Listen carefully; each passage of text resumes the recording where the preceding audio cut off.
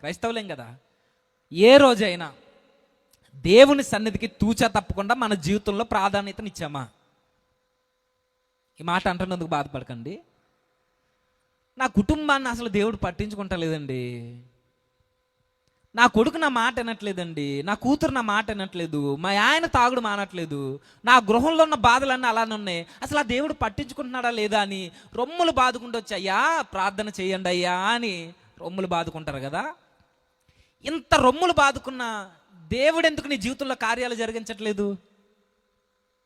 ఎందుకు నీ కుటుంబంలో దేవుని యొక్క శక్తి ప్రవాహంలో ప్రవహించట్లేదు? కారణం ఎందుకు? నీ కుటుంబంలో అన్ని కుటుంబాల్లో ఉన్నట్టుగా నీ కుటుంబంలో ఎందుకు శాంతి సమాధానం లేదు? కారణం ఏదో కాదు, దేవుని సన్నిధికి మనం ఇంపార్టెన్స్ ఇవ్వకపోవడం, దేవుని వాక్కులు వినబడే ఆ ప్రాంతానికి, దేవుని మాటకి మన జీవితంలో ప్రాధాన్యతనివ్వకపోవడం. నువ్వు ఎప్పుడైతే దేవుని సన్నిధికి, ఆయన వాక్కులకి నువ్వు ఇంపార్టెన్స్ ఇవ్వలేదో, దేవుడు ఎందుకు నీ జీవితంలో కలగజేసుకోవాలి? మీరు అనుకోవచ్చు, నేను దేవునికి 10 ఏళ్ళు ఇచ్చాను, నా జీవితంలో కాబట్టి ఎవరి జీవితంలో కలగజేసుకుంటాడని. నేను దేవునికి 1,00,000 రూపాయలు ఇచ్చాను, నేను పాటలు బాగా పాడతాను, ప్రార్థన బాగా చేస్తాను, నేను కాకపోతే ఇంకెవరికి దేవునికి నచ్చుతాను, దేవుడు నా కుటుంబంలో అంటాడంటే నేను అడుగుతున్నాను, నీ పాట, నీ 10,000 దేవునికి అవసరమా? నా ప్రసంగం, నా ప్రార్థన దేవునికి ఏమన్నా ఘనత ఇస్తుందా? ఏమీ లేదు. మరి దేవుడు మన జీవితాల్లో కలగజేసుకోవాలంటే ఏముండాలి? మొట్టమొదటిగా ఈ వచనం చెప్పకనే చెబుతుంది, దేవుని యొక్క సర్వాతీత శక్తి మన కుటుంబాల్లో ప్రవహించి కార్యాలు జరిగించాలి అనంటే, మన జీవితాలు బాగుపడాలి అనంటే, మన కుటుంబాలు కట్టబడాలి అని అంటే, ముందు మనం దేవుని సన్నిధికి ప్రాధాన్యతనివ్వడం నేర్చుకోవాలి. ఏ రోజైనా ఇచ్చామనుకుంటారు కానీ చెబుతున్నాను చూడండి.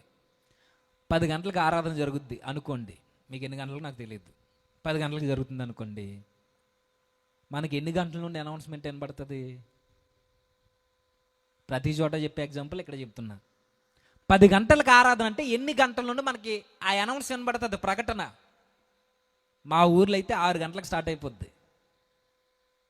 6 గంటలకి ఏమని ప్రకటన?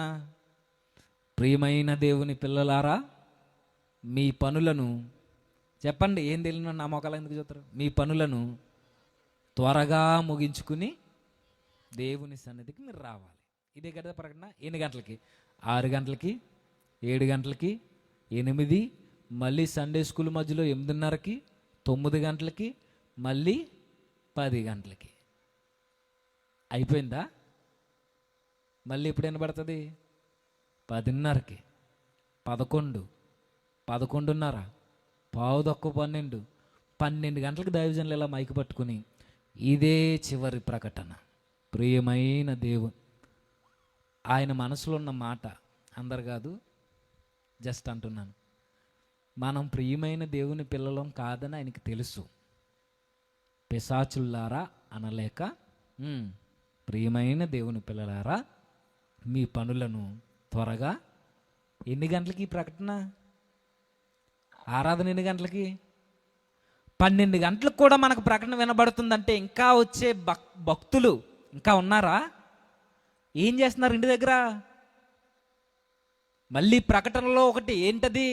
మీ పనులను, ఈరోజు ఆదివారం కనుక మీ పనులను, చెప్పండి, త్వరగా ముగించుకుని. నేను అన్నాను, పనులు అయిపోతాయా? 365 రోజుల్లో మాకు ఈరోజు పని లేదు అన్న రోజు ఏదైనా ఉందా? ఆడవాళ్ళకి ఉందా? గవర్నమెంట్ ఎంప్లాయీస్ కన్నా సెలవు ఉంటుందేమో కానీ మీకు సెలవు ఉంటుందా? సరే, ఇప్పుడు పనులు త్వరగా అయిపోవాలంటున్నారు కదా. 365 రోజులు పనులు ఉంటే ఈ 365 రోజుల్లో ఏ రోజైనా పనులు త్వరగా అయిపోతాయేమో కానీ ఆదివారం అస్సలు అవ్వు. ఎందుకు అవ్వు? వారం రోజుల నుండి మనం ఉపవాసం ఉంటాం కదా. ఆ ఉపవాసం ఉండడం వల్ల దేవుడు దీవించిన భూజంతువులు మన దాకల్లో, మన కుండల్లో అటు ఇటు మెదలాలి. ఇది ఇలా మెదులుతూ ఉంటే 12 అవుద్ది. 12 అయ్యేసరికి వస్తున్నావా అక్క అని ఇప్పుడు బయలుదేరద్ది 9:30కే. 5 తిరుగుతుంది. ఇలా రారు ఇలా చర్చికి.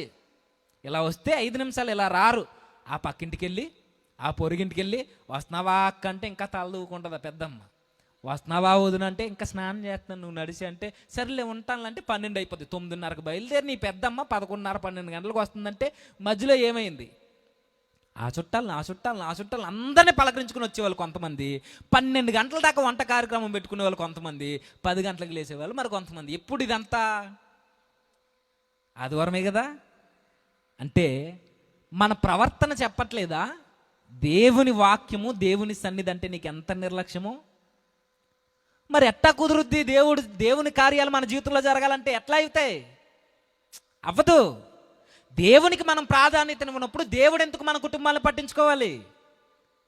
దేవుని సన్నిధికే మనం సమయానికి రాలేనప్పుడు ఆజ్ఞలు పాటించడం తర్వాత సంగతి, ప్రధానమైనది ముందు దేవుని వాక్కులు వినబడే సన్నిధికే మనం ప్రాధాన్యత ఇవ్వకపోతే దేవుడు ఎందుకు మన జీవితాల్లో కార్యాలు జరిగించాలి? చేయడైనా వస్తారంటే తాబేళ్ళలో నడుచుకుంటారు రావడం. చిన్నప్పుడు ఒక యాడ్ వచ్చేది, ఏమని?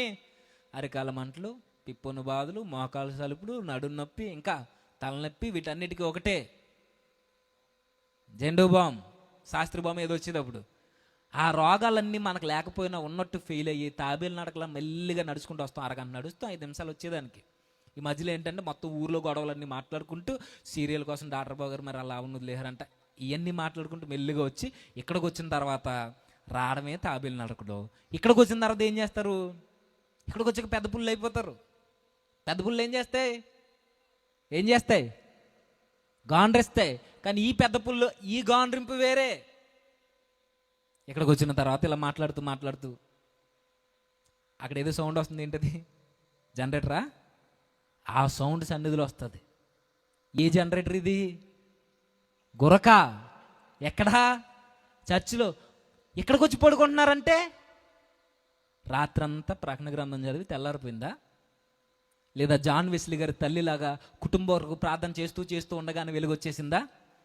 ఏం లేదు. సీరియల్ చూసి 9 గంటలకి పడుకున్నాం, పొద్దున్న లేచాం. మరి ఎందుకు లేట్ అయింది? అలా ఆయన తెచ్చాడు కదా 2 కేజీలు. అది వండుతూ కేజీ తినేయడంలో లేట్ అయిపోయింది. ఉప్పు సరిపోయిందా, కారం సరిపోయిందా, మసాలా ఉడికిందా లేదా, కేజీ తినేసి మెల్లిగా వస్తే మళ్ళీ ఉపవాసం ఉన్నట్టు ఫీలింగ్. అందరు కాదు, కొందరే.